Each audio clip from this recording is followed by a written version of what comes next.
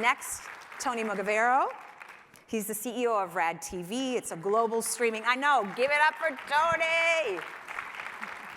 Rad TV is a global streaming platform featuring the world's greatest creators in AI, Web3, and VR content backed by Sony, all the Sony Music, Disney, Warner Music, and just so you know, read his bio too, sold Galvanize for $165 million with an M.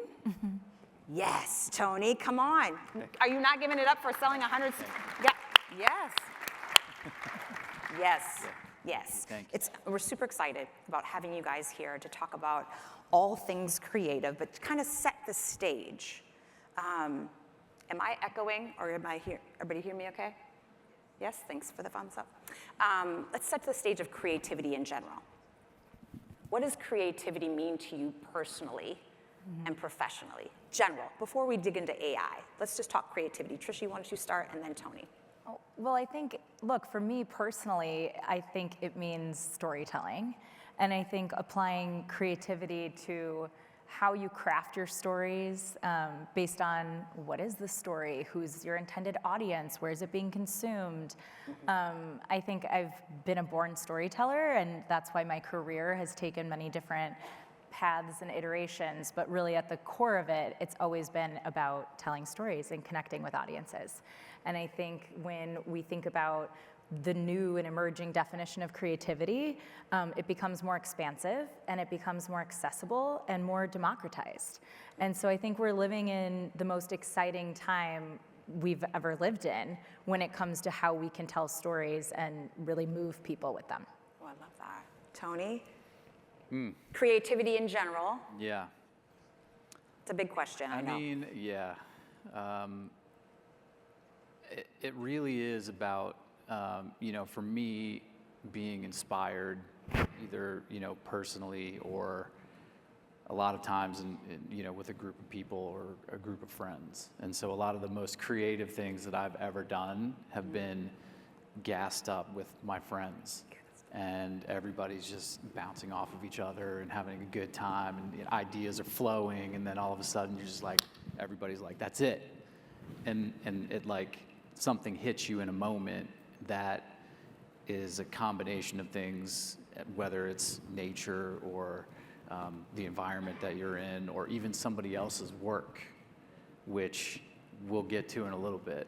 But other people's work is a huge source of inspiration. And so, that creativity for me really does come from stopping and listening and being open and getting out of your own way and letting things kind of flow through you and in the moment. And then that's when the magic happens, really. I love that. Yeah. I love both of your answers. And sticking with you, Tony, when you're talking about your friends being in a room and ideating and things like that, how is AI a partner for you in creativity? How do you see it as a tool, a partner, or something else entirely in the creative process? Well, I mean, I think now we're getting into the space of AI training on a lot of those inspirations. And so what you can do in such a short period of time to understand a creative vision that you couldn't do before is it just collapses that time to zero. And so you can come up with the most ridiculous idea to get some kind of an output that would have taken months to get your eyes on. And even like having my son just go on Suno and write a song about Minecraft, like he can't hire a band to go make the song. Like we can't produce, like it'll take us days to get that thing together, and he gets it in 10 seconds. And he's 6 years old. I mean, this is like the speed at which you can ideate is collapsed to zero, basically, and that's pretty powerful. Tricia, you want to expand on that from your perspective in content creation, how this AI tool expands you as a creative in creativity? Yeah, I mean, look, from a personal perspective, with Invisible Universe, we've always been out to reimagine the way that global franchises get brought to life. So imagine for a second that you meet Woody and Buzz because you started following them on TikTok or Instagram instead of meeting them via the big screen. And so we've always been social media first storytellers, where we are purposely iterating as we go and putting out short form content on the platforms that A, favor short form content, but B, that are capturing the consumer mind share, so YouTube, TikTok, Instagram, Roblox. And as AI tools have come out, I feel like I gained superpowers as a storyteller. Like, I feel like I couldn't fly before, I couldn't become invisible, and now I can. And for me, that means I wasn't an animator. I couldn't draw to save my life, yet I was running a vertically integrated animation studio. And so all of a sudden, to gain those skills, it not only was really fun and invigorating and like later addicting, but it also made me think, as you know, the business side of it, what does this mean if now A, anyone can make anything, but B, what rises to the top? What becomes compelling? What cuts through? What connects? And then C, and this one's really exciting, how does each person on the team now use these tools differently? And so where we had a team that was creatives, artists, animators, sitting in these distinct departments, all of that sort of went away, and we said, we're gonna build a tool for all of you to become Swiss Army knives of content creation. And we're gonna make it so easy that whatever skill you didn't have, because that's why you've been going to the animators, now you have it. Or the animators, you didn't know how to write a great piece of content, we're gonna build with AI tooling to help augment that. And so now we have a team of storytellers that can actually do this job at scale, which was not possible even 18 months ago. Okay, we're talking superpowers, we're talking creative in a new way. Talk with us or describe to us some of these tools that you're using. How is it taking us from A to B? And you're saying you're not an animator, but now you're an animator. Yeah. So nobody is going to excuse me. I mean, nobody on my team is going to call me that, but maybe with your tool they would. Talk about that, the tool and how you're using it. And then Tony, we're going to you and how you're seeing it in your vision. We built an end-to-end content creation tool that is the first AI native, 100% AI native tool for end-to-end short-form content. So everything from ideating, writing scripts, creating storyboards, your images, your video, and final assembly. So from idea to export, you can do it all in Invisible Studio. We migrated all of our content production out of more traditional platforms and software like Maya or Unreal Engine. And with that, we reduced our per minute content cost by 95%. And so it was a dramatic shift for our business. But I always sort of think about that as like, that was what we had to do to keep the lights on. Like, we shouldn't be in business if we weren't doing that, because it was possible. But then what adds value to the business? What are new opportunities and revenue streams? And how do we sort of widen the aperture to kind of invite people to play Pixar alongside of us? And so now our tool is available to other enterprise partners. We have several major toy companies, IP holders, studios using our tool. And they're using it for incredible use cases, everything from short form content for socials to marketing materials, internal ideation. And so we've made it easy enough that departments at these large organizations can be onboarded and export their first couple minutes of content in the same day they got onboarded. If you don't mind, I think this might be a good space to showcase a little your sizzle and how the platform works. If you could roll the first video, that would be fantastic. I think this is a good space.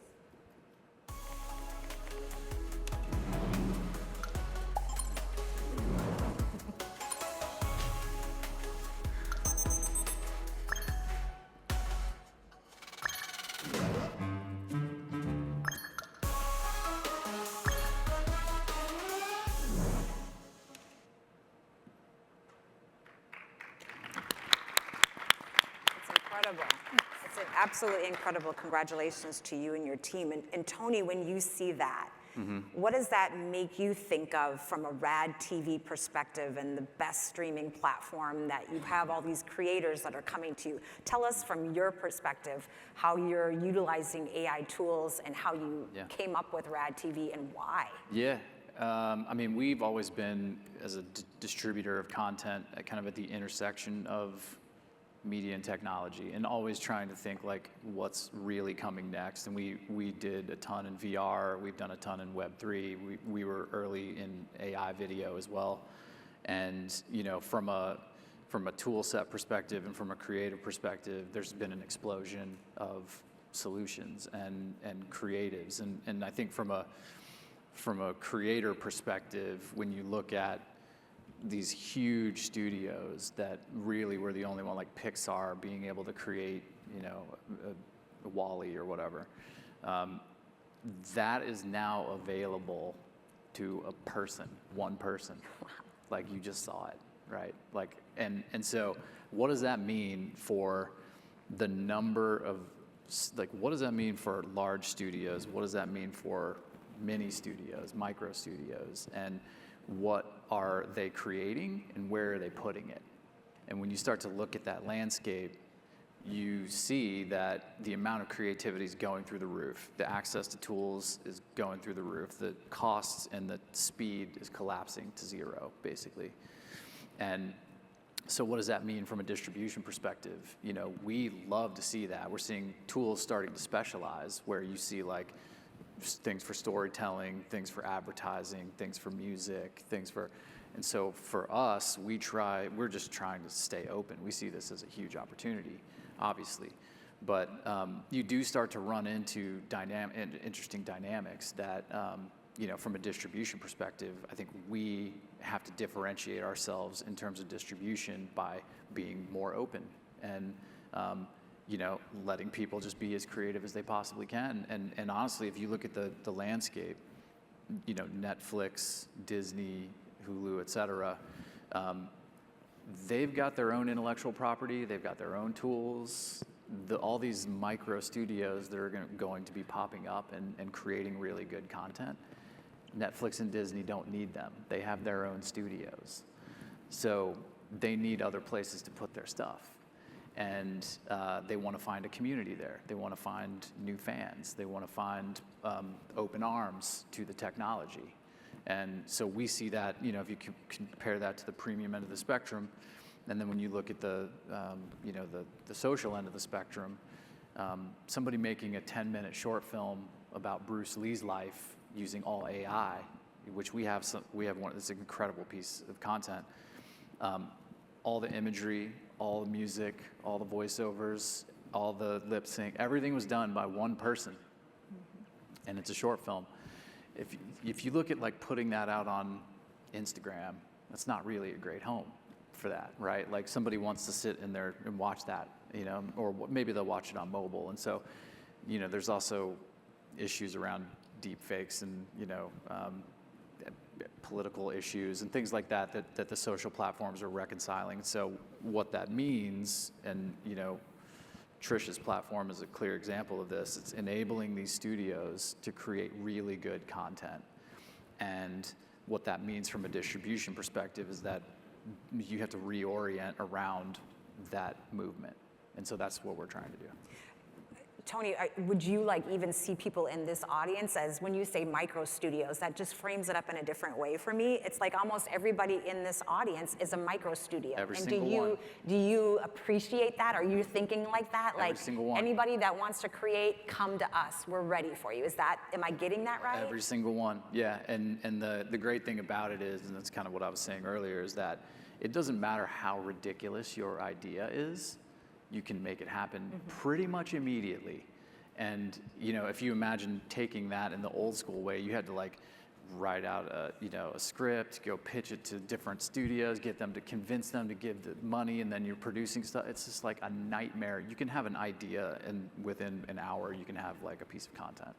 And you can test it. Yeah, I think that's one of the beautiful pieces too, is that I worked as a buyer for many years, and I would love to say that I was paid for my creative prowess and my picker, and I can tell myself a million lies. You did get a salary, so you did a little. Yeah. Or I can tell you that I was hedging bets, which is what I was doing, and I was very good at that.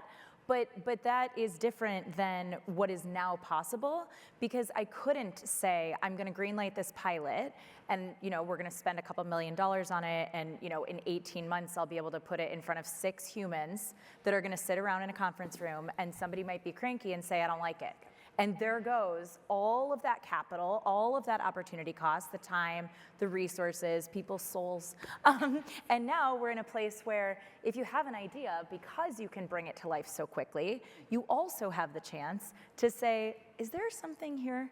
And then distribute it directly on social without the gatekeepers of traditional media saying, yes, your idea is good enough and we'll greenlight 6 episodes and this is how much you should spend. It all feels very antiquated if you really think about it. Like, you have an opportunity to ask consumers at scale if they like something, do that. That's fascinating. And I know creativity is our space, but there are probably a lot of business owners, that do business to business in this audience. There's an application, I know this is not a part of our questions, but there's an application to bring your companies to life in a creative way to reach your audience that you may want to consider or think about based on the platforms that are now available. Yeah. Go ahead. Instead of making an explainer video, you can make a Pixar level. Exactly. Put your toy in way the more in the engaging. scene. And, yeah, and look, I think every business has adapted over the last, call it 5 to 7 years, especially as TikTok boomed, that businesses have adapted to understand the importance of a short form content strategy, whether that means entertainment or whether that means marketing or whether that means, trying to acquire new customers. And so we've seen this sort of open the aperture for how businesses, even ones that sit outside traditional media, could be using these tools. How are your teams, how is workflow evolving with your teams? Tricia, you want to take that first? I mean, it's like you said, totally different day. Tony mentioned it's 10 to 0 now, and as it means for times. But can you talk about that workflow, what it looks like, some of the tools that your team is using that might even apply to people that are in the audience? Yeah, so we're using a proprietary platform that we built that does plug into certain different AI tools. So we wanted to build in a very modular way, and for anyone that has been keeping abreast of what's happening in this space, it is dizzying the rate of change and improvement in the AI tooling space. The tools are pretty fragmented. Like, if you were to just think about video models, I could sit here and name 12 of them. Then if you were to think about music generators, I could name 6 of those. And so every week there's new tools coming out that sit in these sort of distinct buckets within a pipeline. And for us, as storytellers, we're always thinking about the pipeline. It's the sum of the parts that becomes powerful. It's also the person that's using the tools, right? And I think that's hugely important. I've seen a lot of people experiment on Twitter, and some of it I would actually say is like borderline unwatchable. And then some of it is moving. Like, I've had AI videos make me cry. True. And so I think that comes down to who is the human, what are their creative instincts, what is the story that he or she is telling. But as I think about my own team, it's widened the aperture of what they each can do. And so even in our demo video, the cat character is a little cat detective named Della. That was an idea brought to me by a CGI artist who's worked on my team for 5 years. I never knew that he had this idea. I didn't even know that he wanted to do character development beyond his job, which was to draw. But he came and he said, I used AI tools to come up with this. I had this idea. He goes, here's the play set. This is what the toy could look like. He came up with a franchise plan. He all of a sudden became Mattel to me. And I said, well, we're gonna bring that to life. And so it's making people just 10 times more impactful as one man or one woman shows. Tony, workflow? Yeah. It's different. We've reoriented the whole company around every single thing you do has to have AI included in it. And pause on that. Yeah. Say it again for everybody that's in the audience. Every single thing you do has to have AI in it. And if it doesn't yet, the first question you ask is, how can I use AI to help me with this? And so, starting like for example, with software engineering, obviously, you know, went from, you know, 6 months of development on a product that, you know, we were building something that would display 360-degree video across browsers, support 2D, 3D, 180 degrees, 360 degrees, be able to accommodate switching to 2D, back to 3D, things like that, right? We did that, you know, a number of years ago, and we powered like CNN VR, Discovery VR, a bunch of these platforms, and it took a team of engineers months to build it. AI built it in about 30 seconds. For us, yeah.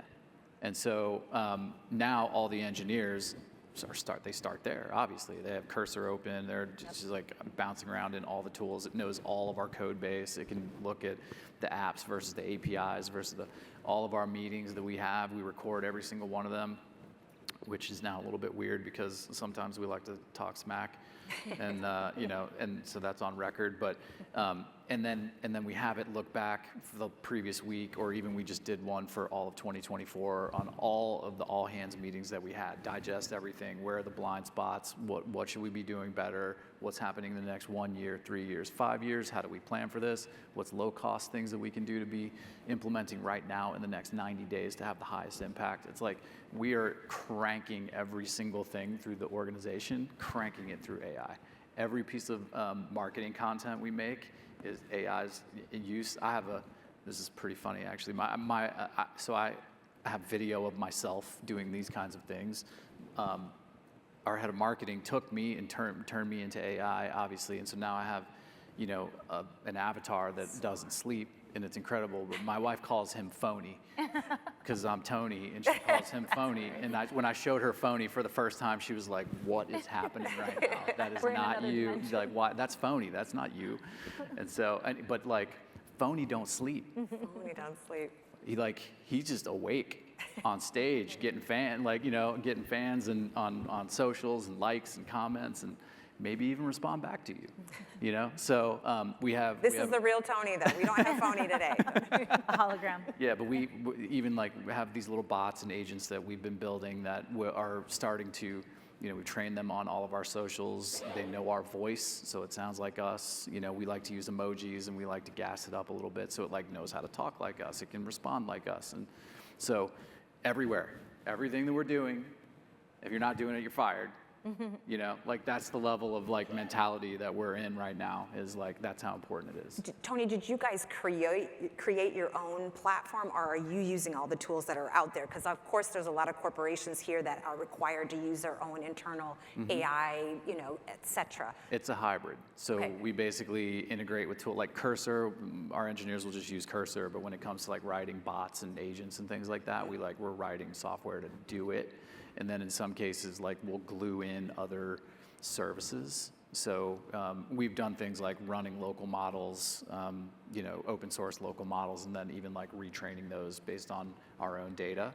But they tend to be it's a much harder lift than to sometimes just hit like, you know, an API from Gemini or ChatGPT or something. Yeah. Fascinating. Yeah. Tricia, we're going to shift a little bit into creative. How close are we to do a short film? We're there. All JI. We're there. We're putting out minutes of content a week that is 100% AI native. We now have enterprise partners doing the same thing, which is incredibly exciting. I think it's very interesting to watch them go in still a bit incredulous, even after we've shown them, because in many ways we were our own first customer. And so because we have a suite of owned and operated IP, that was the original sort of iteration of the company. And as AI tooling came out, we saw this massive opportunity to actually build a platform that would allow us and others to solve a very big problem, which is how do you scale short form content in a world where it's so important? Are studios embracing you, or are they shunning you? I mean, No, you said a few are, but talk a little bit more about that. Studios are definitely embracing us. Look, I think one of the things that we were lucky that we had this problem, because solving hard problems is always very worthy. We had to solve the issue of how do we feel about who owns this content? How do we feel about IP? And you know, I spent a tremendous amount of time with my lawyers 18 months ago as we started to head down this path. And so I think the studios respected and understood that we shared their same concerns and shared their same problem with that.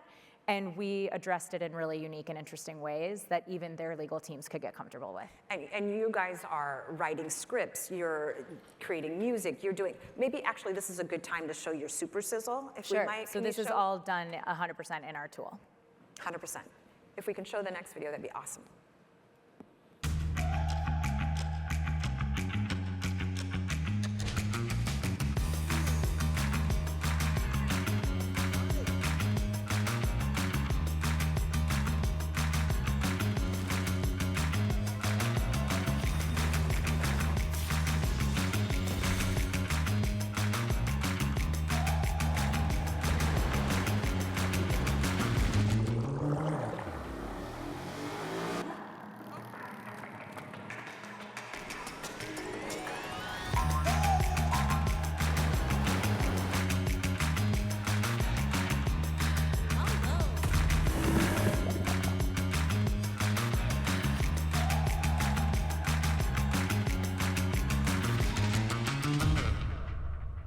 Love that, I love that, it's great. You know, something that's in the video that I did, you know, when we were talking about animation, my brain immediately goes to Pixar movies and things like that, but you have in your video, make it sexy. Talk about the iteration of creativity from just iconic things like Toy Story to making it sexy in an animated space too, if you could. I think one of the things that we got so excited by as we first started to move in this space was the idea that you could actually take a story or a piece of content that you've created and reimagine it in different styles. And so we first started playing with that, again, to experiment for selfish use cases, that we had a brand where her following, she has 2 million fans on TikTok alone, an animated character that you guys wouldn't have heard of, but is wildly popular. And her fans happen to love anime.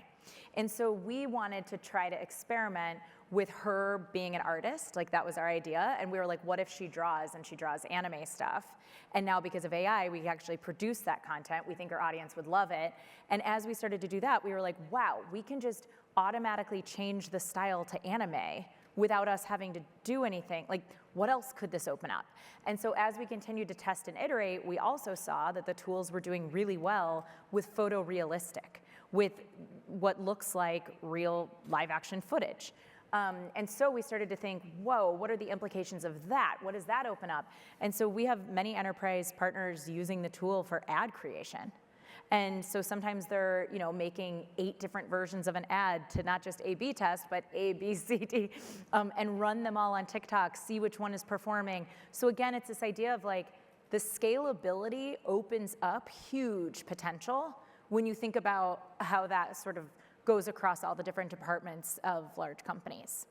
It's fascinating, and maybe perhaps we can create Phony in a dance scene, or something like that. Yeah, oh yeah, no. Phony tried to put in a little bit of a, you know, sexy sequence in our video too, but it got cut.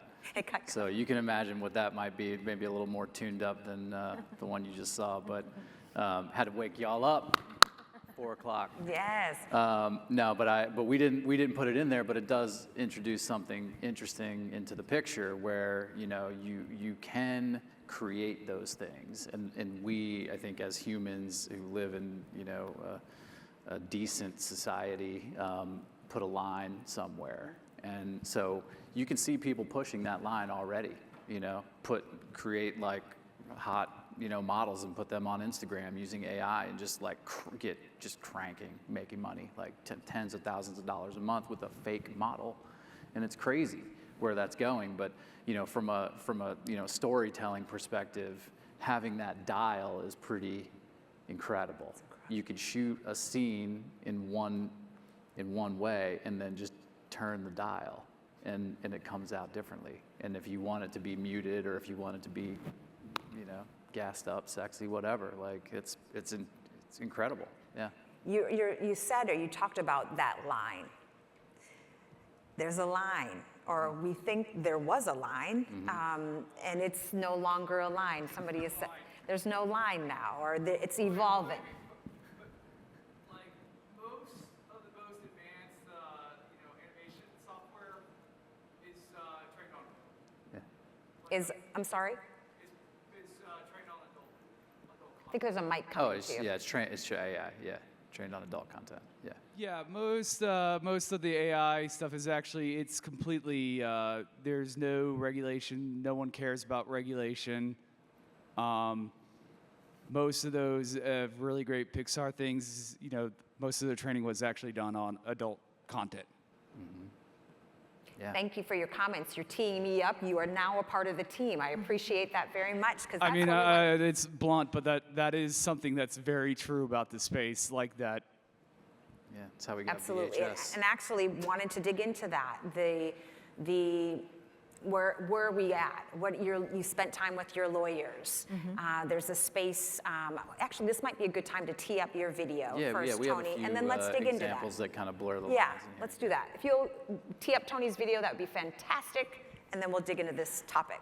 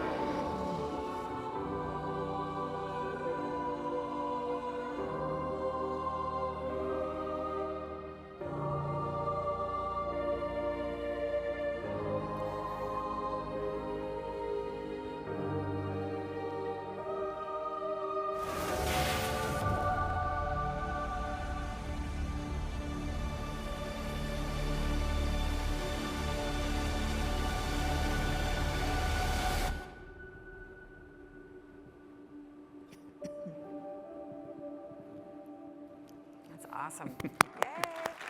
That's great, Tony. Thank you. I'm going to start with you, Tony. Okay, yeah. Who owns it? I mean, there's some incredible images in there. It's beautiful. It's moving. It's impactful. There's stuff in there with for sure will make you cry or make you feel, which is what we're trying to do. We're entertainers, for heaven's sakes. The legal and ethical. Hit that for us. Yeah, I mean, I've always taken the approach of ask for forgiveness instead of permission. So, I think that's the beauty of what's happening right now in this industry is that it's moving so fast that everybody's just trying to figure out how to keep it from moving too fast, keep it in the box, and it's like impossible. It's out there. But like even in that video, you saw like, we put some text on a card and it's Einstein. Basically you can make anybody say whatever you want them to say. And I even was a little bit nervous about this. I started sending a bunch of voice recordings and a bunch of imagery into our team to edit different things and make phony. And I was like, uh-oh, I'm out there now and anybody can make me say anything. And, so in our context, it's have me say something that we want me to say, but in other ways, you can have anybody say anything. And so, you even saw in there like, it looked like there was some Saving Private Ryan footage that was not Saving Private Ryan. That was like, obviously AI trained on what was guaranteed to be Saving Private Ryan. Game of Thrones, there's dragons in there, right? Like, so we as humans and creatives are inspired by a bunch of different things. And so if you're out there taking thousands of pictures and looking at thousands of things with your eyes, and then you come back into a studio and you digest all of that and you didn't have AI at all, you would be doing the same thing that AI is doing. It is looking around at all of this imagery and it's training itself and eventually able to come up with something new as a result. And so the hardest part is saying, who should be getting compensated and when, and what's fair use, what's a remix, and we already have some fair use laws. Like you can remix something sufficiently and not have to pay for it, essentially. And we're absolutely in that territory right now. And if you, as a copyright owner, look at something and say, this looks a little bit like Saving Private Ryan, but it's not it. Like, are you ready to go to court to like spend all of the time to dig all the way down and like actually track that. And a lot of people would say no, except maybe a handful of studios, like major studios. But if you're just an independent creator, like you're never going to do that. And even like, you know, you get into situations like the Fellowship of the Ring, the Tolkien and Ghibli mashup that I'm sure everybody saw. If you haven't, go check it out. We didn't want to play the whole thing in here, but it's a great example of taking somebody else's signature style and taking a movie trailer of a real movie and smashing those two things together and coming up with something entirely new. It went crazily viral and was a real moment. Now, a smart studio or studios would have seen that and said, we need to jump on this immediately. Ghibli and anybody else should have jumped on making like Top Gun Ghibli style, but they moved too slow. Somebody else came up with this idea in the moment and got all the eyeballs. And so what does that mean for creativity? It means like that was something really impressive. Fans enjoyed it. It's a great basic story. It's a great basic style. You smash those two things together, it creates something new, and like it went absolutely viral. And PJ has not gotten sued, like nobody came after him, and because like they're like, well, maybe like the attention's pretty good, like everybody knows about Ghibli now, you know, like they kind of already did, but I don't know. So I love the Wild West. Like, let's go, you know. I have a different perspective just in terms of IP ownership. Well, I also appreciate the Wild West sometimes. You started it a little bit. Yeah. Not that you started it, but you're a part of it because you saw a need. And we're then defining how studios can move in the space quickly, and in a way that, you know, the thing that I've told my team and I said to my lawyers 18 months ago was, I want to move in the space in a way that if someone from the New York Times was sitting and watching my every keystroke on my laptop, I would be totally okay with them talking about how I'm using it. And so that's a choice that we made. I also employ a lot of artists and animators. And so there was a great deal of sensitivity around the changing nature of their jobs and around, you know, the emergence of these tools, especially when at first they weren't good. So like imagine trying to evangelize to your team to use tools that are objectively far worse than what they can do. But we knew that they would get better. And now I'm so excited to say all of the animators and artists they feel like they gained superpowers too. And so our models are trained on our own data. And so that is one, you know, very tactical piece of how we can do this. When we work with partners, it is often, always, in service of IPs and brands that they have, right? And so therefore the training data, it's a process called fine-tuning that essentially is saying, don't give me Pixar, give me this character that I own, whether that's whatever, Peppa Pig or, you know, SpongeBob, whatever that character is. And so in that way, when the underlying IP ownership rests with the appropriate parties, that has sort of been where we've decided to move.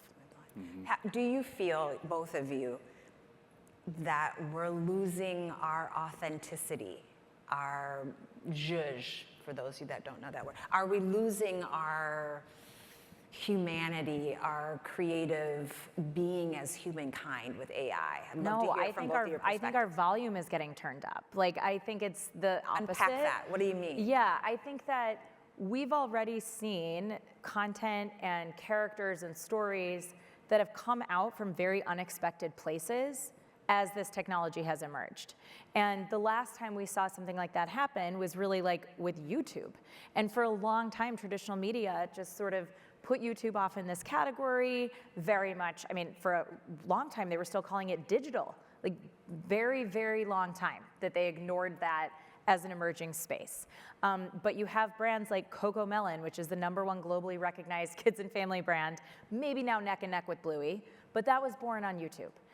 Mr. Beast was a niche Twitch creator, and now he's Mr. Beast. And he too grew on YouTube. And so I think of these tools as they're going to take what was already happening in terms of people going direct to audience, but now they're gonna have great tools to go direct to audience with unbelievable content and storytelling tools that they just didn't have before. Tony? I mean, I think we have character. Humans inherently have a character, and they have taste, they have discernment, they have decency, they have, generosity and thoughtfulness and empathy. Those things translate into how we're using this technology. AI itself at the base layer should have no ethics. It, as a technology, should not do anything other than what you tell it to do. If you're a good person, you're going to tell it to do good things. If you're a bad person, you're going to tell it to do bad things. It, as an underlying technology, should not have an opinion, really. It should do what you tell it to do. And that's, to me, like a healthy relationship. It's like HTTP and SMTP, and like the internet protocols don't care what you send through it. It's not thoughtful. The companies that sit on top of that and the humans that are in control of that are the ones that make it right. And as soon as you start to introduce, that into the base layer, then you, like, what we think is okay even in Texas, for this, like the panel before this, what we think is okay in Texas versus what's okay in Colorado versus what's okay in, now think about what's okay in France versus what's okay in Dubai versus what's okay in Japan. Like, the underlying layer shouldn't care, and nobody should control that. The people and the companies are going to be bound by who their friends are, who's in their neighborhood, who's in their community, and ultimately, like, what's acceptable and what's not based on your human interaction with that. So I don't think we're losing. AI is not going to take any of that from us, and if anything, it will amplify. Just like the internet, we started to see a lot of the internet. It's so much garbage conversations now, like on the internet. Those people always existed. You're right. They're just louder now. Yeah. Yeah, probably going to happen here too. You were talking about amplify. Fast forward us five years. What does filmmaking look like now? How have we evolved from an AI perspective in filmmaking? Tony, let's start with you from a platform perspective. I mean, I'm sure you'll be on 5.0 version of RAD. Oh yeah, no, I'm trying not to go too far out. That'll be us not doing anything. We'll all be no jobs and we'll be fishing. Like that's the signing up for. Yeah, that's what we hope for. Just start buying land. Everybody, there's a lot in Texas. You can start a farm because that's where we're all headed. But no, I think from a content perspective and from a distribution perspective, you already do this. How many people watch just stuff and not watch it? It's in the background. You're working. It's on the TV in the background. You're falling asleep watching it in the hotel room, or it's your house. And a lot of that content might as well be just made by AI. And so we've been kind of calling this internally, and where I think it ultimately a large chunk of content will go is just-in-time content, so that you leave the house on Friday morning. You say, I want a World War II documentary that's an hour long. It's narrated by David Attenborough, and then you hit go, and then you come home and you watch it Friday night. Like, that's what you watch. And it'll probably get even to a point where you can say, I want this, and it'll bang it out real time. There's another piece of that too, that I think is going to get really interesting, and we're already starting to see a little bit of it, which is you can put your face, whoever's face is in the streaming platform, and say, I want to be in this movie. And then it'll crank that out, and now you're like, instead of Brad Pitt, it's phony in there, yeah. So I'm just gonna do that because that's personally what I want, and but you'll probably all use it too. So yeah, but anyway, that's kind of where I see from a content perspective and a distribution perspective, it's like gonna be real time, personalized. That's gonna go with content. That's gonna go with advertising. Too. Yeah, you think ads are personalized now. Wait till you see your face in there on Instagram going, carrying a bottle of orange juice or whatever. So, yeah, anyway, that's it. I love it. Fascinating talk. I mean, 5 years from now, Tricia, what are you seeing? I think I would categorize my answer in two kind of buckets. One, I think that we are going to see new formats emerge. And by that, I don't just think that this starts and stops with filmmaking. I think that we are going to see more immersive storytelling, like what Tony's talking about, more personalized, more bite-sized. I think we're going to start communicating with our friends in like a GIF on steroids as unlocked by AI. I'm already seeing that start to happen. That instead of sending a GIF, you're sending something like hyper-specific and personalized to your friend. And so we're going to start to see new formats emerge, undoubtedly. And then I also think that we are going to see some of the most impactful stories told and characters introduced to the world that were not from the traditional studio system. I think that we are going to really see that there are people who, when given the access and when given direct distribution with audiences, they can really connect with their storytelling in a way that wasn't possible before. This is amazing. We are going to take a few questions from the audience. We know you have one. We're going to take a few questions from the audience. So please line up in the aisles. And while we're waiting to see if anybody has a question, there's a couple of microphones that are rotating. If you'll stand in the aisle, then I'm going to do a speed round really quick, and then we'll take your questions. Speed round. Are you guys ready for this? Sure. Oh, gosh. Can AI have a muse? Yes or no? No. A muse? A muse. Can AI have a muse? Yes. Oh, interesting. I love this. Would you trust AI to write your wedding vows or a breakup text? Yes and yes. Yeah, absolutely. Both. Okay, very good. AI directs a film. Who plays the lead? A robot, a cat, or Keanu Reeves' digital twin? C, 100%. It's a robot cat that looks a little like Keanu Reeves. Yes. That's the smash it. Remixing Shakespeare with AI. Timeless brilliance or blasphemy? Blasphemy. Brilliance. What's that? Brilliance. Brilliance. You get one AI-powered superpower. What is it? The ability to sing. Ooh. Oh, wow, that's a really good one. AI, see the future. Okay. True or false? AI will one day win an Oscar for Best Original Screenplay. True. Yes. True. Yes. Any questions? Yeah. We'll go right over here first. Well, thank you so much for a wonderful We can't hear session. you. Thank you so much for a wonderful session. And I wanted to ask, do you guys think that there are going to be new business models that are emerging for how I guess original creators are going to get paid for some of the original content that they created that was mashed up by AI? Yeah, I think we're already seeing some of that.